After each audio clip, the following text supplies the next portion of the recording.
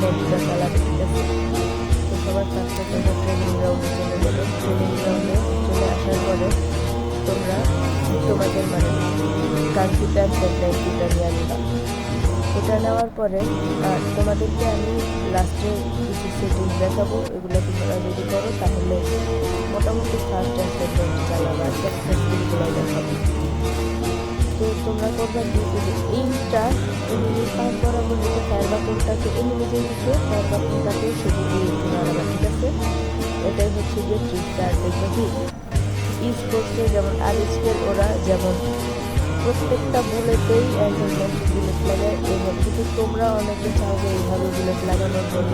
তোমরা প্রথম তৈরি পারবা না, আমিও পারি না প্রথম দেখো তোমরা বলবো কি ফার্স্টে এইটা এলিমেন্ট দিতে নিবা, তারপরে পারবা, তাহলে আস্তে আস্তে তোমরা বেসিক থেকে প্রো নেওয়া যাবে, ঠিক আছে।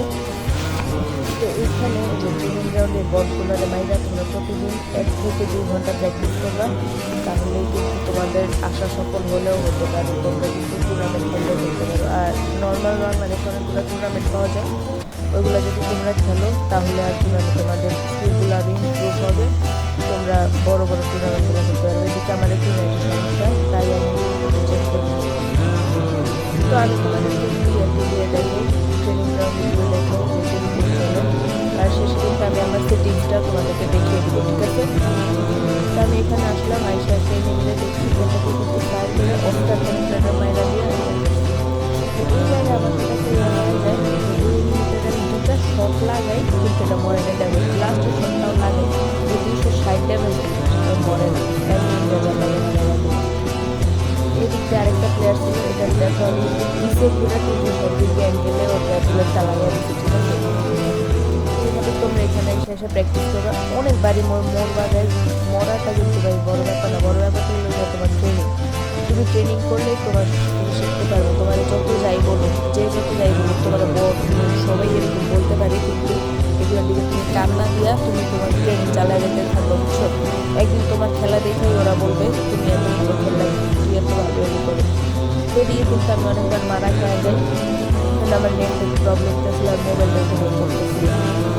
তো এরকমই তোমরা যদি আরও ভিডিও পাইতে চাও তাইলে কমেন্ট করে বলো। আর পরের ভিডিওটা নিয়ে বানাবো যদি বলতে চাও যে স্পোর্টসের প্রাইমারি আশা হিসাবে কোনো ক্যারেক্টার স্কিল করবো আর কীভাবে খেলা দরকার, ওই ইয়েতে আমি একটা ভিডিও নিয়ে আসবো, মানে স্পোর্টসের প্রাইমারি আশা হিসাবে।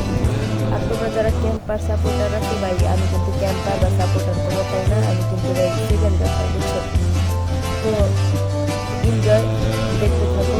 আর শেষে কিন্তু আমি আমার সেটিংসটা দেখাই দিই তোমাদেরকে, তোমরা ওই হিসাবে সেটিংসটা করলে মানে এত নেক্সট মোটামুটি ফার্স্ট চালাতে পারবো, বুঝছো।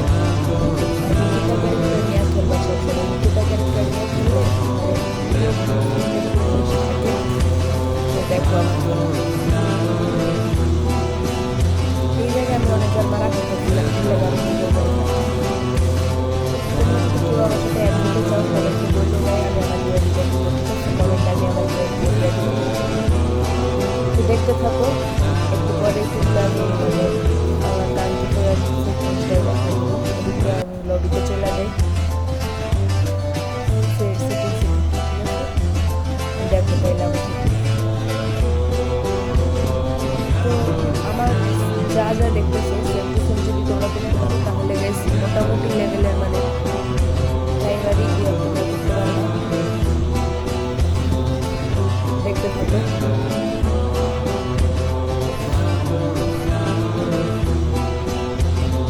পরের ভিডিও যদি তোমরা চাও যে প্রাইমারি স্পোর্টসের প্রাইমারি রাশার হিসাবে, তাইলে কিন্তু এটা বলে দিতে পারবো আমি, মানে ওই একটা ভিডিও নিয়ে আসবো।